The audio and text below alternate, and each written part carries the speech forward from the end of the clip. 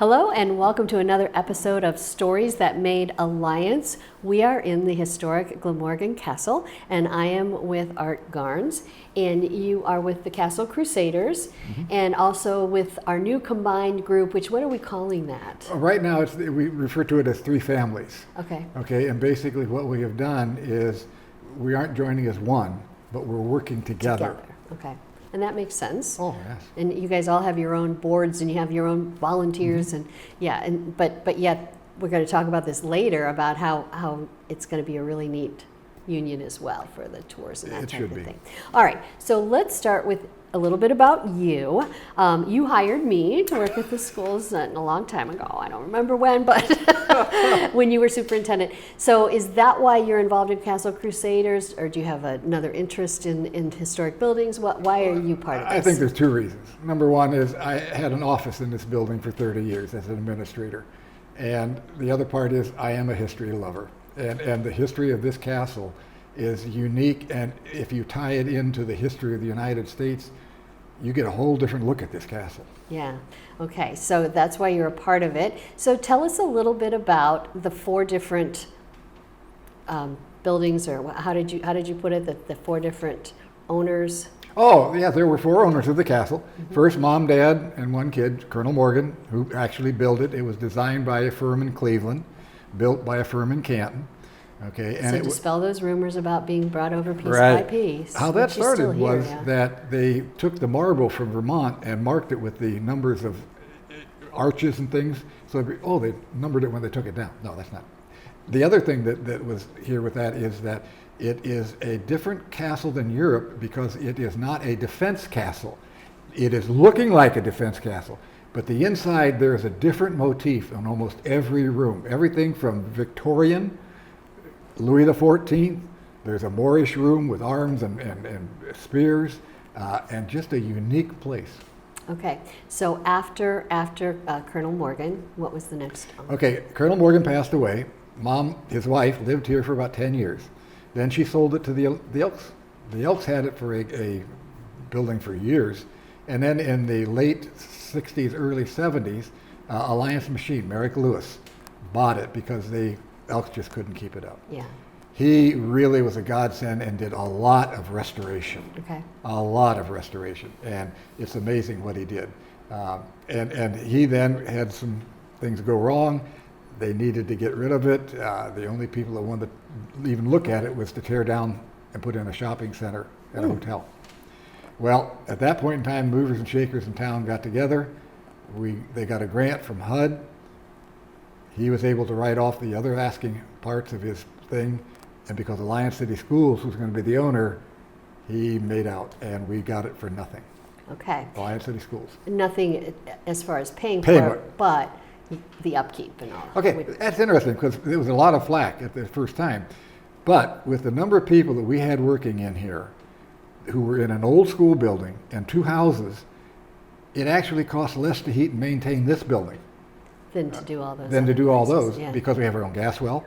Okay, and we also have the ability to take care of the yard without having to hire people to do that because we have school yards. So it's worked out really good for the community, and they had it for a long time.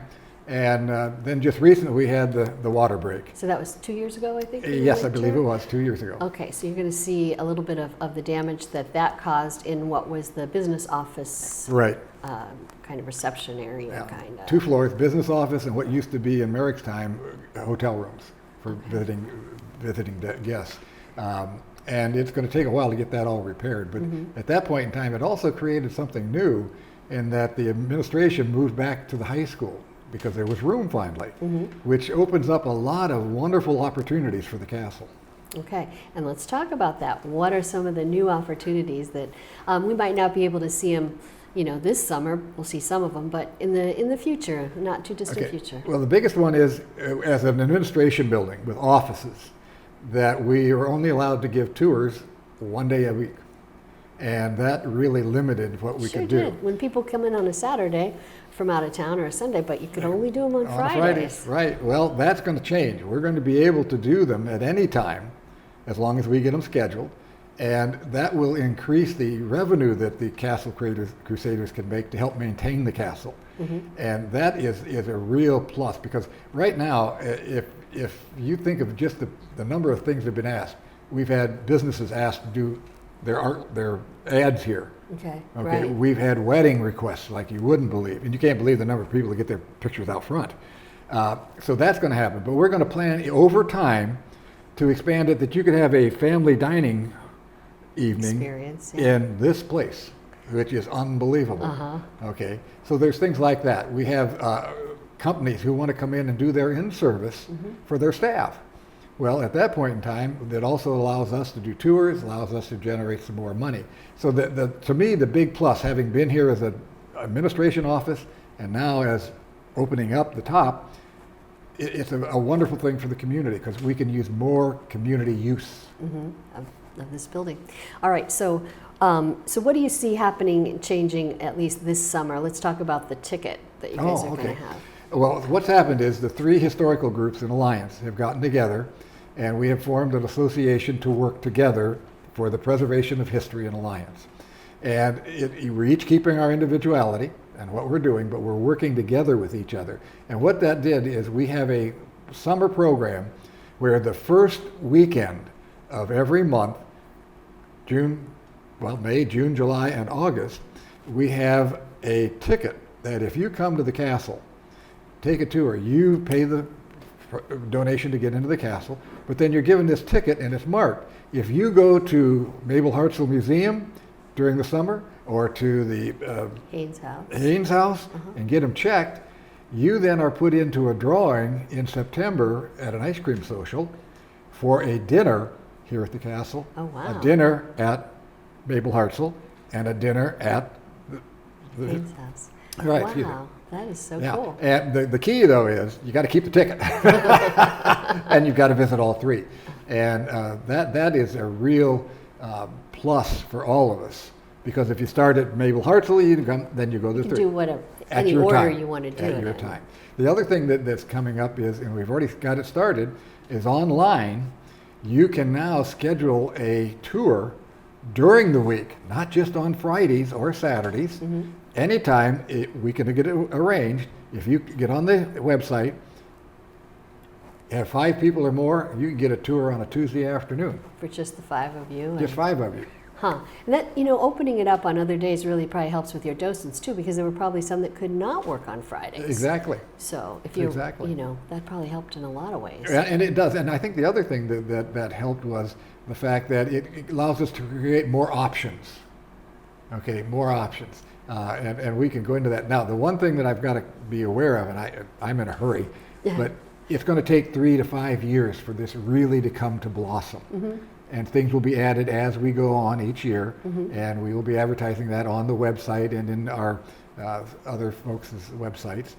So the future really looks bright if we could pull it together. Right. And all this came about, unfortunately, because of the flooding and the school administration moving over to the high school building.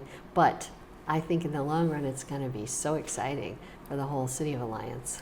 It will be. And we've had a lot of stuff out front for the city. That will all continue. Okay, but then also it expands the options of other kinds of activities. For instance, club meetings. Have it on the veranda. Yeah. Okay, then you get a tour in here. And we haven't thought of all of them yet. Right. But they're going to be more. Oh, I'm sure it'll snowball. Oh, you know? yeah. And Shakespeare at the Castle, that'll continue to Yes. be here. Oh, and is that a wonderful thing? In fact, that's interesting because we've talked with them. They do such a nice job of possibly the things that we do, like the Glamorgan Castle at Halloween, the Christmas Castle that we do, that we could do maybe a Christmas carol at each station in each room for Christmas. Yeah. We've also thought about opening it up for family portraits during the Christmas. There's just so many options we can do now because it's available. Okay. All right, so for more information, what is the website that somebody would go to? Glamorgan Castle. Gosh, you guys kept it simple. Yep, brings it up, and everything's there that you can go through to see and get tours arranged. Then there's another website you go, but it's in there too. And the other thing is, that we have a regular schedule those 2 weekends a month right now. And interesting thing happened. I was giving a tour, closed up the castle because we were done. I went out and there was a car, and these folks walked up. Could we have a tour? Well, I just closed it up. And they said, well, we came from Vermilion. We're just driving around. Okay. So I'll tell you what. I'll show you just a little bit. So I brought them in, showed them the chandelier. Okay. And I said, now, here's what you can do. And I gave them the thing about the weekends. The following weekend, they came back from Vermilion with 4 people. Oh, wow. That's far. To see the castle. Wow. Wow. Well, I'm sure that's going to happen more and more as word gets out. So anything else that you wanted to add before we close this program? No, I think that's the thing that is the most important, is that it's a part of Alliance. Okay, and the Alliance community has been very supportive, but in the future now, we are going to be asking for a lot more in participation and things, and get people the word that, yeah, you can do this at the castle if you want to. All right. Well, thank you so much, and thank you for your involvement and help with all this. My joy. All right. And thank you for watching Stories That Made Alliance. I'm Kyle Schwarz.